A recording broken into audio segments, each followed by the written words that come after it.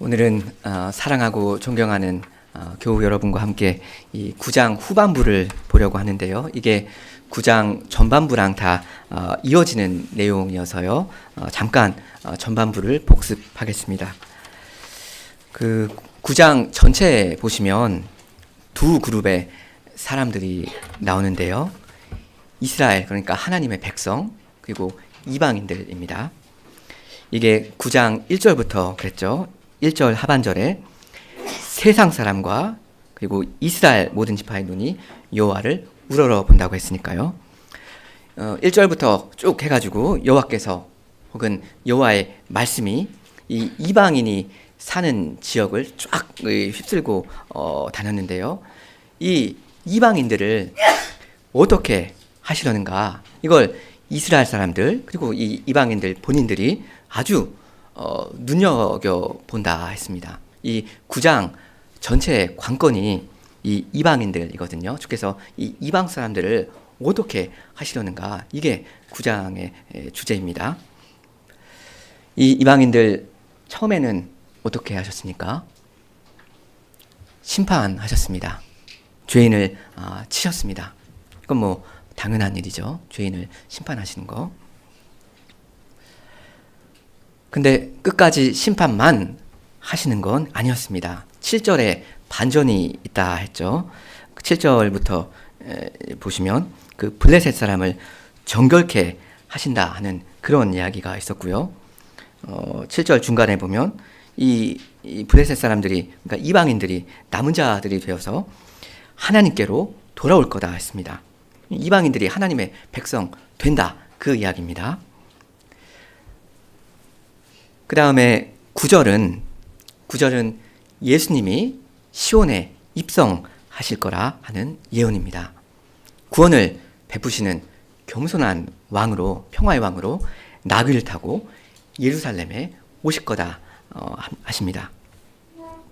이 예언은 2000년 전에 이미 문자 그대로 이루어졌죠. 그 다음 10절에 뭐라고 하는지 우리 함께 읽으면 좋겠습니다. 10절, 내가 에브라임의 병거와 예루살렘의 말을 끊겠고 전쟁하는 활도 끊으리니 그가 이방 사람에게 화평을 전할 것이요 그의 정권은 바다까지 이르고 유브라데 강에서 땅끝까지 이르리라. 보시면 먼저 하나님께서 하시는 일이 뭡니까? 이스라엘을 무장 해제하십니다. 하나님의 백성이 갖고 있었던 그 병거, 말, 활, 이런 무기들을 주님이 제거하십니다. 구약 시대 그 이스라엘 사람들은 실제로 이런 무기를 들고 이방 사람들을 막 이제 공격하고 전쟁을 막 하고 그랬잖아요. 가나안 사람, 아말렉 사람, 아람 사람, 블레셋 사람, 이런 민족들과 끊임없이 죽고 죽이는 그런 전쟁을 했습니다. 근데 이제 주님께서 말씀하십니다. 이제부터는 싸우지 말거라. 그러면서 하나님 백성이 쥐고 있었던 이 무기들을 다 압수하십니다. 그러면서 이 10절 중간에 보면 예수님이 주님을 모르는 이방 사람들한테 하시는 말씀 한마디가 뭐죠? 뭐라고 하십니까? 샬롬, 화평이라고 하십니다. 예수님은 하나님이시자 하나님의 말씀이신데요. 하나님의 말씀이신 이분이 9장 전체에서 이방인들한테 하시는 말씀이 딱 한마디 있는데 그게 뭐냐면 샬롬입니다. 예수님, 그분이 하나님의 말씀인데 예수님이 샬롬입니다. 하나님의 말씀인 그리스도가 평화이십니다. 그 한마디 하시려고, 그 평화 이루시려고 예수님이 그 예루살렘에 입성하신 겁니다. 자기 목숨을 내어놓으셔서 이 평화를 성취하시려고 나귀 타고 평화의 왕으로 입성하신 겁니다. 자, 이제부터 계속해서 11절부터 보겠습니다. 제가 11절을 읽겠습니다. 11절, 또 너로 말할진대 내 언약의 피로 말미암아 내가 내 갇힌 자들을, 그러니까 포로들을 물 없는 구덩이에서 놓았나니.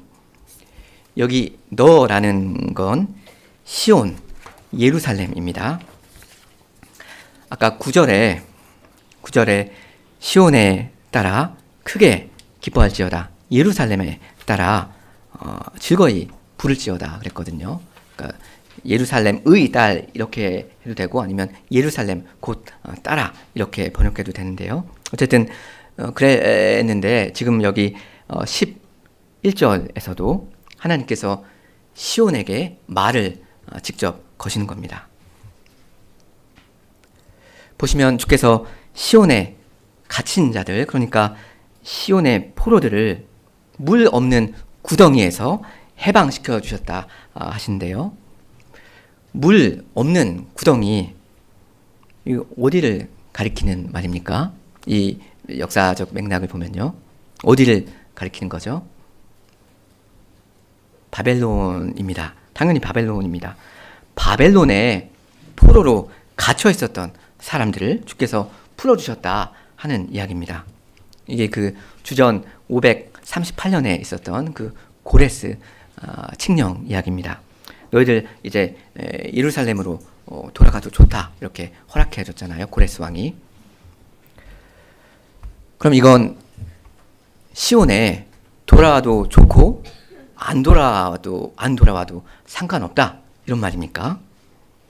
그건 아닙니다. 반드시 돌아와야 합니다. 이건 명령입니다. 우리 12절을 같이 한번 읽겠습니다. 12절. 갇혀 있으나 소망을 품은 자들아, 너희는 요새로 돌아올지니라. 내가 오늘도 이르노라. 내가 내게 갑절이나 갚을 것이라.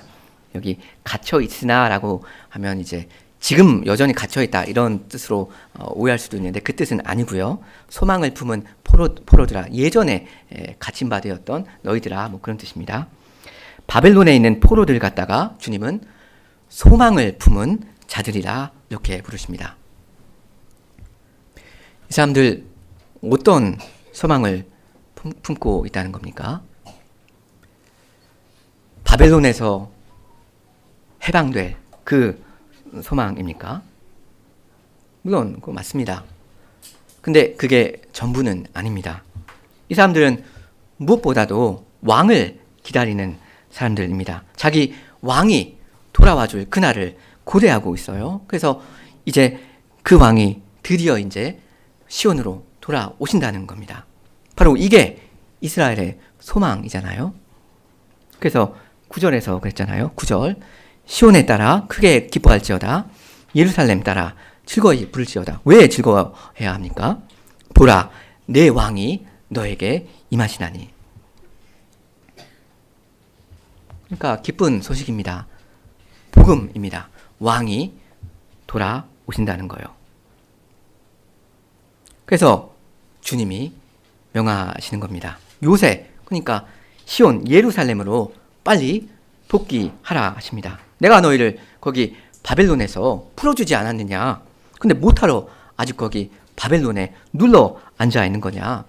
네가 소망하던 그 왕이 오신다, 돌아오신다. 그러니까 너도 어서 돌아오거라 하시는 겁니다. 그러면서 당근을 하나 제시하시죠. 12절 끝에 보시면 12절 끝에 내가 너에게 갑절이나 갚아줄 거다 하십니다. 너희들 절대 후회하지 않도록 내가 만들어줄 거다. 그러니까 빨리 돌아와라 하시는 겁니다. 갚아줄 거다 하십니다. 왜 이런 말을 하시죠? 왜냐하면 바벨론은 살기 좋은 땅이었으니까 그렇습니다. 날씨도 좋고 농사도 잘 되고 이 이스라엘 사람들 사실 바벨론 생활에 적응 다 되었습니다.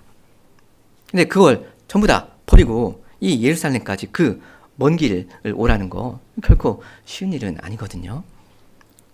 그래서 주님이 이제 양편으로 이야기하십니다. 한편으로는 이 바벨론을 아주 디스하십니다. 여러분 디스라는 말 아시죠? 이게 아니다 이렇게 하는 거예요. 바벨론을 물 없는 구덩이다 라고 부르셔요. 거기는 굉장히 원래 이 비도 잘 내리고 이렇게 땅도 비옥하고 그런 땅인데 바벨론 땅은 아예 거기는 물 없는 구덩이야 하십니다. 너희들 거기 계속 있다가는 죽는다 하는 거죠. 그래서 이걸 스가랴 2장 7절에서는 이렇게 말씀하기도 하셨어요. 바벨론 성에 거주하는 너 시온아, 이제 너는 피할지니라. 거기서 빨리 탈출해라 이겁니다. 이게 한편으로는 이 바벨론을 디스하시는 거고요. 그 다음에 이제 한편으로는 당근을 내미십니다. 걱정하지 말고 시온으로 어서 돌아오거라. 여기 시온은 안전하다. 여기야말로 요새다. 돌아오면 내가 갑절로 배로 갚아줄 거니까 어서 오거라 하십니다. 그럼 정확히 어떻게 주께서 갚아주실 건지 그 보상이 뭔지 제가 13절을 읽겠습니다. 13절 내가 유다를 당긴 활로 삼고 에브라임을 끼운 화살로 삼았으니 시온아 내가 네 자식들을 일으켜 헬라 자식들을 치게 하며 너를 용사의 칼과 같게 하리라.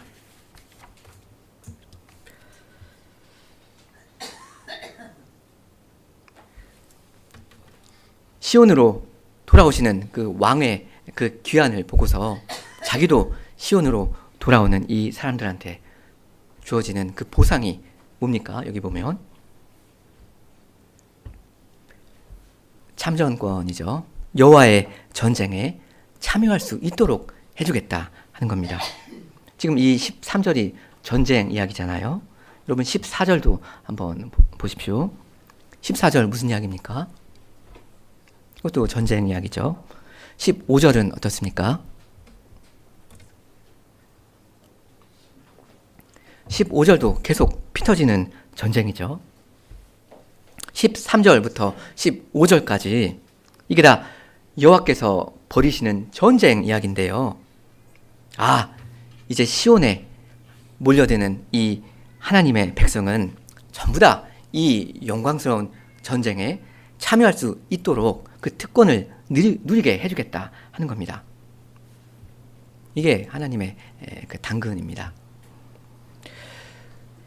너희들 시온에 오면 당장 삶이 좋아질 거다. 바벨론 때보다 훨씬 더 평온하게 여생을 지내게 해주겠다. 그러니까 시온에 다 집결하거라. 이게 아니고요. 너희가 시온으로 돌아오면 하나님 나라 수도에 딱 집결하면 내가 너희를 얼마든지 내 군사로 써줄 거니까 그러니까 돌아오거라 하신 겁니다. 그러니까 이건 일종의 군사 모집령입니다. 이건 좀 의외죠. 주님께서는 자기 백성이 실제로 이걸 당근으로 볼 거라고 이렇게 기대하시는 거죠. 성도 여러분은 이게 좀 공감이 되십니까? 싸우고 싶다. 싸우는 게 영광이다. 이런 생각이 드십니까?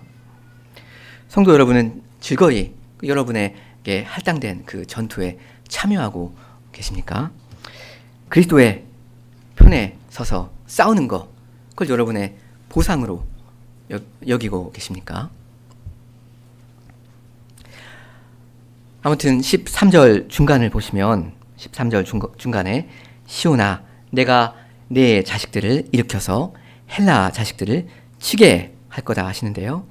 헬라 사람들은 대표적인 이방 사람들이잖아요. 그러니까 이건 이스라엘 사람들이 이방 사람들을 공격하는 그런 전쟁 장면입니다. 그죠? 그리고 이 일을 주께서 능동적으로 이제 주도하신다 그 이야기인데요. 근데 여러분 이 말이 구장 맥락에서 잘 어울립니까? 이게 잘 맞는 것 같습니까? 잘 안 맞는 게 몇 가지가 있습니다. 일단 10절을 보시면요.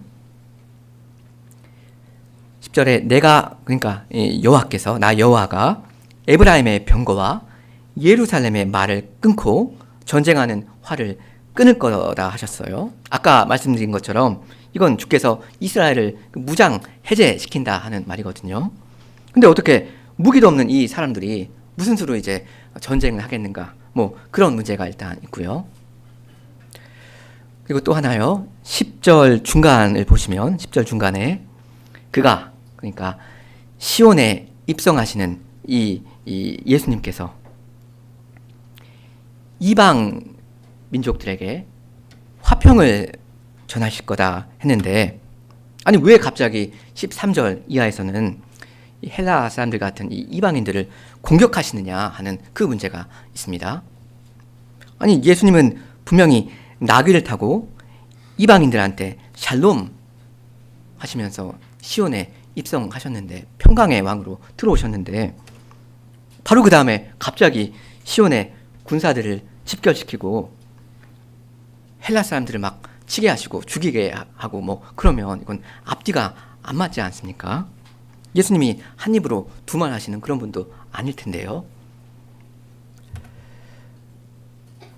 그러니까요. 이 13절 이하에서 주께서 이방 사람들을 실제로 죽이는 그런 통상적인 전쟁을 벌이신다. 이렇게 이해를 하면 말이 안 됩니다. 그럼 이 13절 이하의 말씀을 어떻게 이해해야 하느냐? 이건 신약 시대에 있을 영적인 전쟁을 그 구약 시대의 그 물리적인 전쟁의 용어로 묘사하는 것으로 봐야 합니다. 다시 말씀드릴게요. 13절부터 15절까지 나오는 이 전쟁 내용은 우리 신약의 교회가 벌이게 될 그 영적인 전쟁을 구약의 교회가 벌이는 그 물리적인 전쟁의 이미지로 표현하고 있는 것입니다. 이게 무슨 말인지 이것과 직결되는 한 가지 예를 하나 들어서 좀 설명을 드리겠습니다. 우리 시편 2편을 같이 한번 펴보면 좋겠습니다. 2편 7절입니다.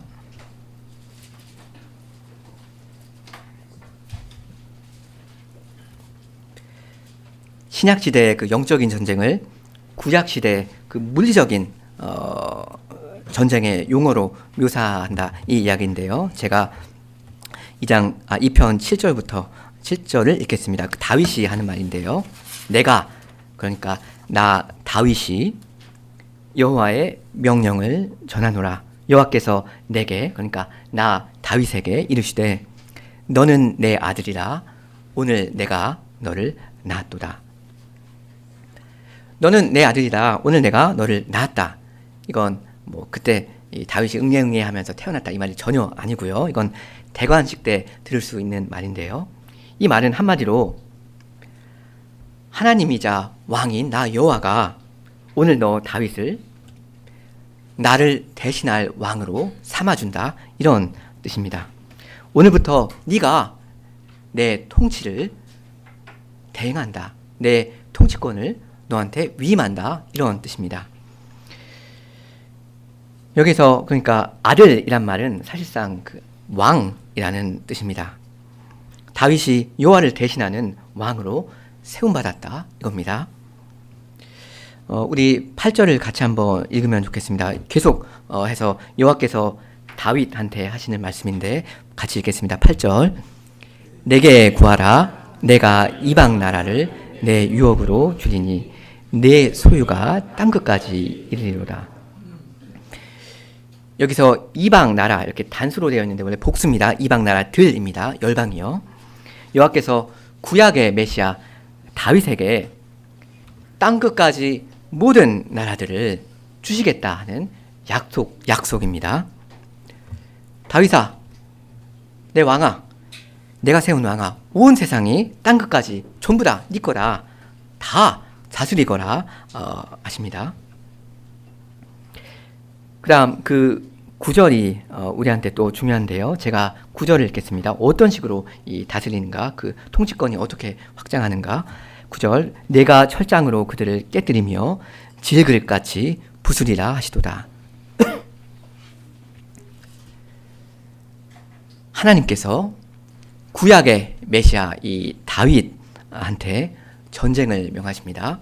깨뜨려라, 정복하라 하십니다. 너의 그 원수들, 그러니까 땅끝까지 있는 그 이방 나라들을 네가 질그릇처럼 쉽게 부술 거다, 이렇게 말씀하시면서 그 승리를 보장해 주십니다. 근데 지금 중요한 건 철장으로 깨뜨린다 이렇게 되어 있죠. 이건 그냥 통상적인 무기입니다. 그죠? 그냥 일반적인 전투 장면입니다. 물리적인 전투 장면이요. 하나님 나라 이스라엘의 왕 다윗이 온 세상을 땅끝까지 정복해 나갈 것이다 하는 이 사실을 지금 이 시편은 통상적인 물리적인 전쟁의 그 용어로 표현하고 있습니다. 마치 이방 사람들을 전부 다 막 이렇게 죽일 것처럼요. 근데요, 하나님 나라의 왕이 온 세상을 땅끝까지 다스릴 거다 하는 이 약속은 결코 구약시대에 이루어지지 않았죠. 사실 하나님께서 다윗이나 그 후대 왕들한테 온 세상을 칼로 정복하거라 이런 명령을 주신 적도 없고요. 다윗이 정복한 영토는 사실 하나님께서 일찍이 아브라함한테 약속하셨던 그 면적, 그 가나안 땅, 그 정도에 지나지 않았고요. 이스라엘은 그 경계선 밖으로 뻗어나갈 시도조차 한 적이 없습니다. 땅끝까지 가지 않았습니다. 하나님 나라의 왕이 온 세상을 땅끝까지 다스릴 거다 하는 이 약속은 우리 신약시대에 왕 예수 그리스도와 그분의 몸된 교회를 통해서 성취됩니다. 그리스도의 진군 명령은 신약시대에 와서야 비로소 떨어지는데요. 그럼 신약의 군사들, 우리들은 어떤 방식으로 이 세상을 정복합니까? 칼을 막 휘두르면서 사람을 막 찔러 죽이면서 정복합니까? 아니죠. 그 신약 교회의 전쟁은 사람을 막 죽이는 전쟁이 아니라 사람을 살리는 전쟁입니다. 심판의 전쟁이 아니라 구원의 전쟁입니다. 사단의 포로 된 사람들을 자유케 하기 위해서 교회는 영적 전쟁을 벌입니다. 그걸 예수님께서 명하셨거든요. 하늘과 땅의 모든 권세를 내게 주셨으니 그러므로 너희는 가서 모든 민족을 제자 삼아 아버지와 아들과 성령의 이름으로 세례 베풀라 하셨습니다. 그리고 신약 교회는 이 명령에 순종합니다. 어떻게 순종합니까? 어떤 방식으로 그 말씀에 순종하죠? 예루살렘, 하나님 나라의 수도로부터 시작해서 유대와 사마리아와 땅끝까지 이르러 어떻게 하죠? 예수님의 증인이 됩니다. 그 방식으로 순종합니다. 높이 되신 예수님의 몸된 이 교회는, 신약교회는 말씀을 전파함으로써 말씀의 검을 휘두르면서 온 세상을 정복해 갑니다. 근데 이렇게 신약시대에 통상적으로 있을 이 지금의 이 영적 전쟁을 시편은 구약시대에 통상적으로 있었던 그 물리적인 전쟁의 언어로 묘사하고 예언한 겁니다. 그럼 이제 스가랴 9장으로 돌아오면요. 스가랴 9장에 보면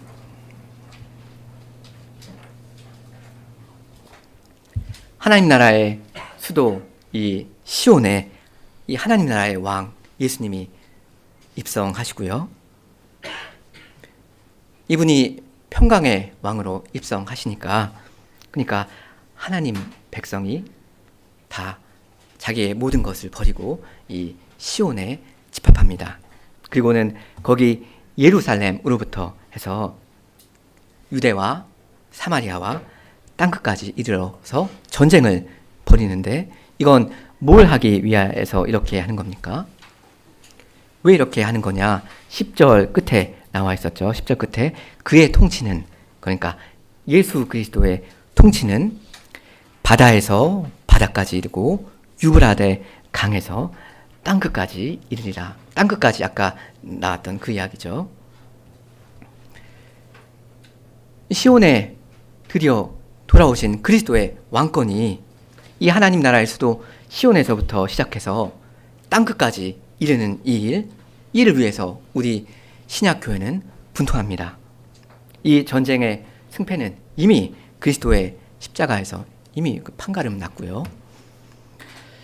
더욱이 장군 여호와께서 이 전쟁을 현장에서 진두지휘 하시니까 이건 절대로 질 수가 없는 전쟁입니다.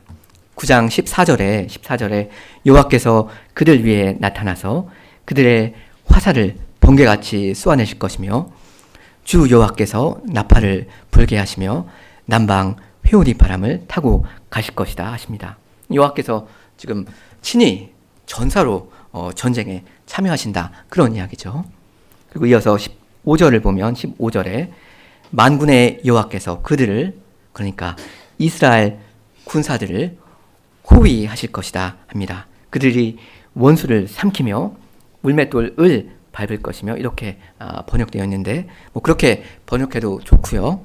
아니면 NIV처럼 이걸 살짝 다른 식으로 이해할 수도 있습니다. 그 물맷돌로 밟을 것이며, 이렇게 볼 수도 있거든요.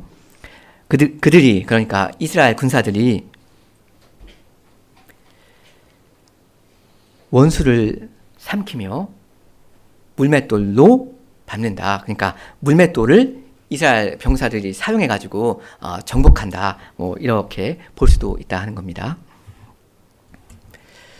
여러분, 그 물맷돌 하면 생각나는 게 있지 않습니까? 그죠?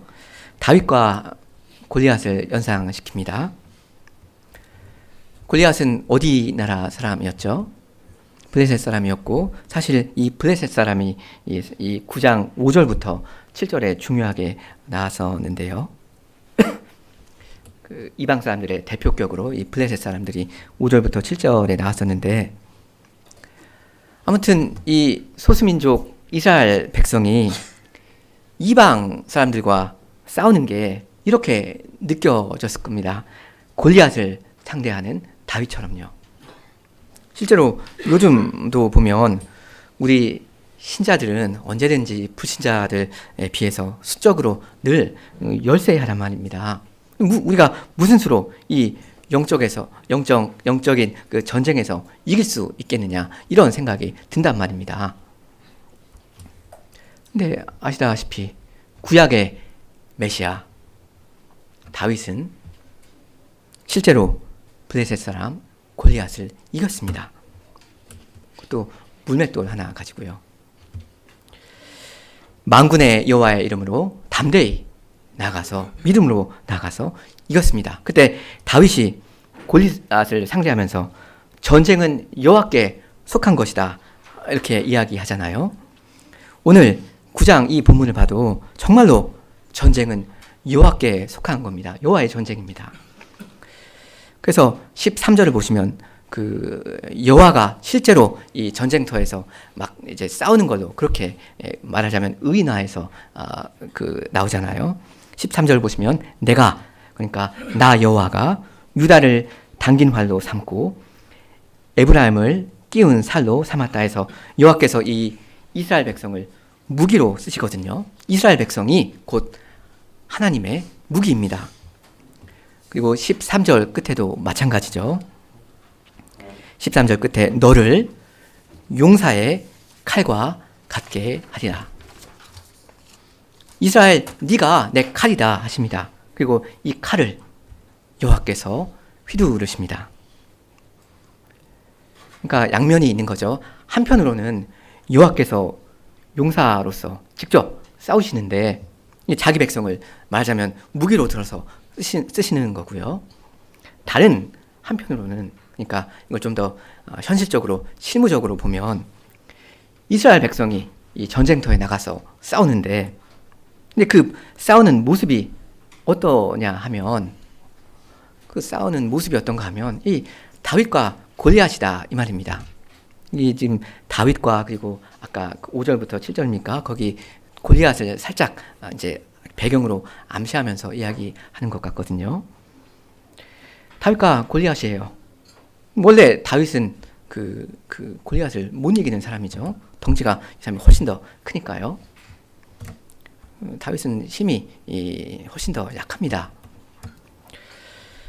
근데 믿음을 가지고 이 다윗이 여호와의 이름으로 나가니까 얼마든지 이기더라 하는 겁니다. 왜냐하면 궁극적으로 전쟁이라는 건 다 여호와께 속한 거니까 그분의 이름으로 나아가면 안 지는 겁니다. 큰 용사가 여호와이십니다. 하나님 나라의 백성이 원래는 이 다윗처럼, 이 구약의 메시아 다윗처럼 약하다는 거, 이건 16절을 봐도 알 수 있습니다. 제가 16절을 읽을게요. 16절, 이날에 그들의 하나님 여호와께서 그들을 자기 백성의 양떼라고 되어 있는데 그냥 이건 자기 백성을 이렇게 이해하셔도 좋습니다. 자기 백성을 양떼같이 구원하시리니 그들이 왕관의 보석같이 여호와의 땅에 빛나리로다. 하나님 나라의 백성은 양들과도 같습니다. 양들처럼 약합니다. 하나님께서 구원해 주셔야 하는 그런 존재입니다. 그냥 전쟁에 뛰어들어서 자신 있게 막 싸우면 이길 수 있는 그런 존재가 절대 아닙니다. 우리들은. 왜냐하면 10절에도 그랬지만 이 백성한테는 그 통상적인 그 전쟁의 무기, 병거, 말, 활 이런 거요. 그런 게 없으니까 그렇습니다. 그냥 물맷돌 하나 가지고 싸울 뿐입니다. 근데 이 사람들이 하나님의 손에 들려서 쓰임을 받으면 그럼 천하무적입니다. 주께서 자기 백성을 양떼같이 구원하십니다. 이 말은 주님이 목자이시다 이 말인데요. 자기 백성을 양떼처럼 구원하신다 하니까요. 근데 사실 다윗도 그 목자였죠. 그냥 물맷돌 가지고 싸웠는데요. 주님께서 항상 이 사람 다윗을 도와주셨습니다. 사자와 곰의 발톱에서 건져주셨습니다. 그래서 이 다윗도 자기 양떼를 구원할 수 있게 되었습니다. 근데 목자이신 분이 다윗 혼자만 있습니까? 예수님이 우리의 목자이시죠. 우리 구주 예수님이야말로 자기의 양떼, 우리를 구원하는 분이십니다. 어떻게 구원하십니까? 자기 양떼를 위해서 자기 목숨을 버리시는 방식으로 구원하십니다. 주님께서 말씀하시기를 나는 선한 목자라. 선한 목자는 양들을 위해 자기 양들을 위해서 자기 목숨을 버린다 하셨습니다. 요한복음 10장 11절입니다. 예수님은 신약의 메시아 우리 구주 예수님은 자기의 이 연약한 양들을 구원하기 위해서 다른 누구의 피를 흘리는 게 아니라 자기의 피를 흘리심으로 그렇게 하셨습니다. 마침 스가랴 15절 하반절에 피 이야기가 좀 있는데요. 그죠? 15절 하반절에 피 이야기가 좀 나오는데 근데 이거 누구의 피입니까?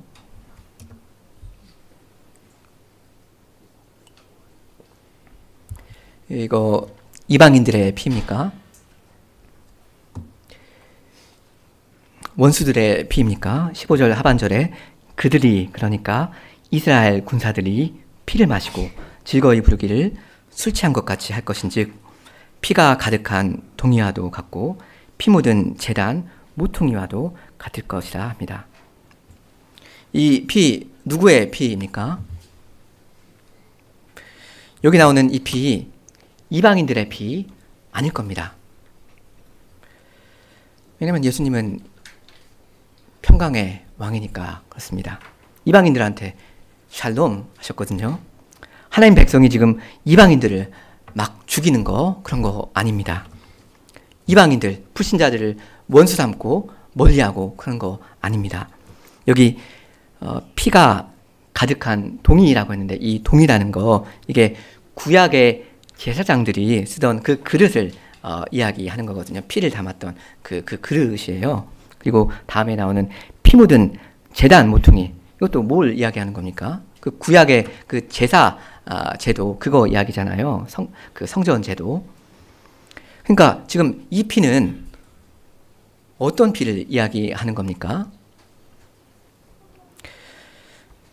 구약의 그 제사 시스템에서 희생되었던 그 수많은 짐승들의 피입니다. 그리고요, 결국에 이건 당연히 어린 양 예수님의 피를 가리키는 겁니다. 아까 11절에서도 또 너로 말할진대 내 언약의 피로 말미암아 내가 갇힌 자들을 물 없는 구덩이 그러니까 바벨론에서 놓아주었다 하셨었는데 이 언약의 피라는 말이 어디서 나오냐면 그 모세가 출애굽기 24장에서 그 언약 체결 때 백성한테 뿌리는 피이고요. 그리고 이 언약의 피라는 말이 신약 시대에 와서는 복음서에서 나오는데 마태복음 26장에 나오는데 우리 같이 한번 찾아보면 좋겠습니다. 마태복음 26장 27절입니다. 지금 이 스가랴 9장에서 이스라엘 사람들이 피를 마신다. 그리고 그 피라는 게 어떤 피냐면 그 구약 제사에서 흘려진 그 피다라는 그 이야기인데요. 이걸 저는 지금 그리스도의 피라고 했고요. 언약의 피라고 했는데 이 언약의 피가 누구의 피인가? 이 마태복음 26장 27절, 28절 같이 한번 읽겠습니다. 27절, 28절. 또 잔을 가지사 감사 기도하시고 그들에게 주시며 이르시되 너희가 다 이것을 마시라. 이것은 죄사함을 얻게 하려고 많은 사람을 위하여 흘리는 바 나의 피 곧 언약의 피니라. 아까 우리 스가랴 본문에서 나왔던 그 언약의 피라는 말이 여기 똑같이 언약의 피로 나왔고요. 이 언약의 피라는 거 이건 예수님이 십자가에서 우리를 위해서 흘리신 그 보혈입니다. 이 피는 많은 이방인들이 많은 사람들이 단지 물 없는 구덩이 혹은 바벨론 이런 데서 해방을 받기 위해서 단지 그것만을 위해서 흘리신 피가 아니고요. 이건 여기에도 나오지만 죄사함을 위해서 주께서 흘리신 피입니다. 자기 양떼를 구원하기 위해서 흘리신 피입니다. 그리고 주님은 말씀하시기를 이 피를 어떻게 하라고 하시죠? 마시라 하십니다. 이 피를 마시라 하십니다. 스가랴 9장으로 돌아오면요. 스가랴 9장 15절 하반절에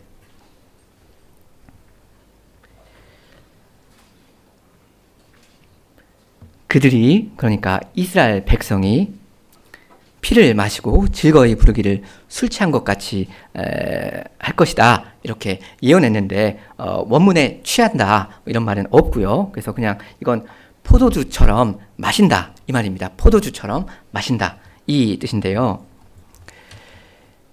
이건 신약 시대에 있을 그 일을 예언하는 말인 것 같습니다. 우리를 신약 백성이 예수님의 피를 마시게 될 그걸 지금 이야기하는 것 같습니다. 이거 지금 예수님이 시온에 입성하신 다음에 있을 그 신약에 있을 일을 지금 이야기하는 거거든요. 우리가 마시게 될 그 언약의 피, 예수님의 피 이야기입니다. 여러분 다음 주에 성찬식 있지 않습니까? 여러분 이게 다 무슨 말입니까? 우리가 물 없는 구덩이, 아무런 소망이 없는 그 바벨론, 아니 죄와 사망에서 구원을 막기 위해서 평화를 이루시려고 평강의 왕 예수님이 언약의 피를 흘려주신 거고요. 이제 우리가 이 예수님의 편에 서서 믿음의 선한 싸움을 하게 하시려고, 그리고 그 싸움에서 우리가 이기게 하시려고 예수님이 십자가에서 자기 피를 흘리사 죽으신 겁니다. 구약의 메시아 이 다윗은 이 이방인, 이 블레셋 사람 골리앗의 피를 흘림으로써, 단 사람의 피를 흘림으로 이 전쟁에서 이겼지만, 신약의 메시아 예수님은 자기의 피를 흘림으로써 십자가에서 승리를 확정 지으셨습니다. 이건 여러분 이방인들이 하나님과 원수되었던 그것을 다시 돌이키시려고, 평화를 이룩하시려고 그렇게 하신 거거든요. 예수님은 이방인 된 여러분한테 화평, 샬롬이 되시는 분이시잖아요. 여러분의 장군 예수님은 여러분의 이 승리를 확보하기 위해서 먼저 싸우셨고요. 먼저 피를 흘리셨습니다. 언약의 피를 흘리셨습니다. 그렇게 이기셨습니다. 그리고 이제는 그 승리에 참여하라고 성도 여러분을 청하십니다. 소집하십니다. 이 교회로 모여들라 하십니다. 구약의 성도들이 소망하던 왕 그리스도께서는 과연 하늘의 예루살렘 시온으로 돌아오셨고요. 거기에서 왕으로 만물을 지금 다스리십니다. 시온으로, 교회로 여러분을 일단 불러 모으시고요.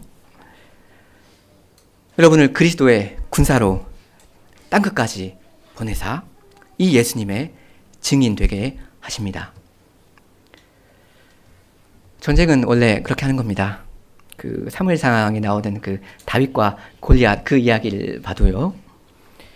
이 이스라엘의 메시아 이 다윗이 이 저쪽 나라의 그 말하자면 장군 이 골리앗을 쓰러뜨리니까, 그러니까 이스라엘 그리고 유대 사람들이 어떻게 하죠? 일제히 일어서서 야, 이겼다, 우리가 이겼다, 가자 하면서 추격하거든요. 원래 전쟁은 그렇게 하는 겁니다. 우리 장군이 저쪽 장군을 죽였으면 우리가 이미 이긴 겁니다. 그러면 소탕 작전에 우리는 와 하면서 몰려 나가는 겁니다. 그리스도께서 사탄을 이기셨잖아요. 죄와 죽음을 이기셨습니다. 우리도 마찬가지입니다. 우리의 메시아 예수님이 승리를 이미 거두셨으니까 그분의 군사된 여러분은 이제 다 일어서서 와, 우리 장군이 이기셨다, 우리가 이미 이겼다 하면서 여러분은 힘차게 진군하셔야 하는 겁니다. 원래 싸움은, 전쟁은 그렇게 하는 겁니다. 이 싸움은 근데 혈육, 그러니까 사람에 대한 싸움은 아니고요. 물리적인 싸움이 아니고 사람을 죽이는 싸움이 아닙니다. 마귀와 그 졸개들에 대한 그런 영적인 싸움입니다. 사람을 살리는, 이방인들을 살리는 그런 전투입니다. 그리고 이건 쉽지 않은 싸움입니다.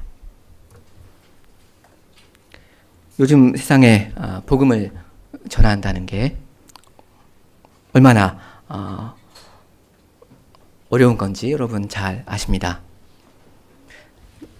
이게 근데 고난입니다. 이게 그리스도의 고난에 참여하는 거고, 이런 방식으로 우리는 그리스도의 그 영광에 참여하겠습니다. 오직 그리스도의 고난에 여러분이 기꺼이 즐거이 참여하심으로 여러분은 그리스도의 그 영광스러운 승리에도 참여하실 수 있겠습니다. 이게 여러분에게 주어지는 보상이자 특권입니다. 하나님 나라의 군사로서 싸울 수 있다는 거. 이게 여러분이 신약의 교회로 부름받으신 그것입니다.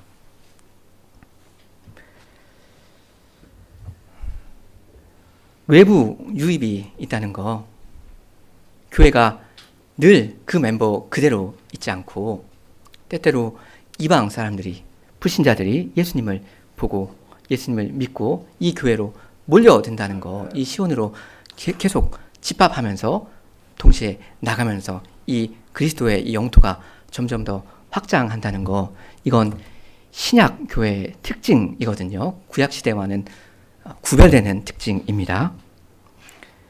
이방인들이 계속 주께 돌아오는 거, 이게 은혜교회 가운데 계속 이루어져야 하겠습니다. 그리스도의 교회의 가장 바른 자태를 구현하는 그 사명, 이 사명이 우리 주변에 있는 불쌍한 이웃들에게 그리스도의 복음을 전파하는 이 사명과 대치되는, 경쟁하는 그런 사명은 아닙니다. 바로 우리가 신약의 교회로서 이 은혜의 복음을 우리의 이웃들에게 전파하는 거, 이 일을 함으로써 우리는 그리스도의 교회의 가장 바른 자태를 구현하겠습니다. 그러니 여러분, 쫄지 마시고 우리의 장군을 믿으시고 승리를 확신하시고 그리스도의 복음을 여러분 일상 가운데 살아내시기 바랍니다. 복음을 즐거이 여러분의 칼처럼 삼으시고 그 복음을 이야기하면서 살아가시기 바랍니다. 그렇게 할 때 은혜교회가 더 부흥을 하고 더 교회다운 교회로 변모해 갈 겁니다. 불신자들이 교회로 들어오는 것, 이건 이상한 일이 아니고 여러분의 교회 이름에 방해되는 일이 아닙니다.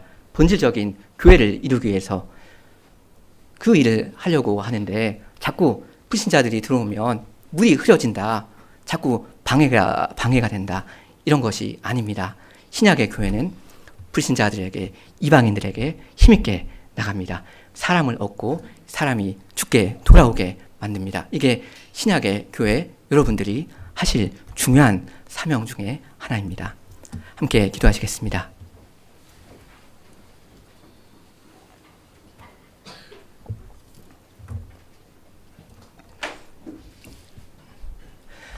주님, 죄와 사망에 포로되었던 저희들을 주께서 부르시고 이 교회로 불러 모아주시오니 주님의 이 은혜와 사랑에 감사를 드리옵니다. 우리의 목자 되신 우리 주 예수 그리스도께서 평강의 왕으로 오셔서 이방인들에게 샬롬을 선언하시며 자기의 목숨을 기꺼이 내놓으사 저희로 하나님과 화목하게 하며 또 이방인들과 화목하게 해 주시오니 주님, 저희가 이것이 이 은혜의 복음을 전하는 것이 저희의 사명인 줄로 아옵니다. 주님, 저에게 이 영광스러운 신약의 교회의 복음을 더욱더 깨우쳐 주셔서 하나님의 사랑을 모르고 그리스도의 그 십자가를 모르는 그 불쌍한 이웃들에게 이 복된 소식을 전하게 하여 주시며 그 일이 때로는 고될지라도 많은 오해와 혹은 비판을 받을지라도 즐거이 그 일에 참여하며 그리스도의 그 고난에 참여하며 그러므로 그리스도의 그 영광스러운 승리에 우리가 다 참여할 수 있도록 하여 주시옵소서. 예수님의 이름으로 기도합니다. 아멘.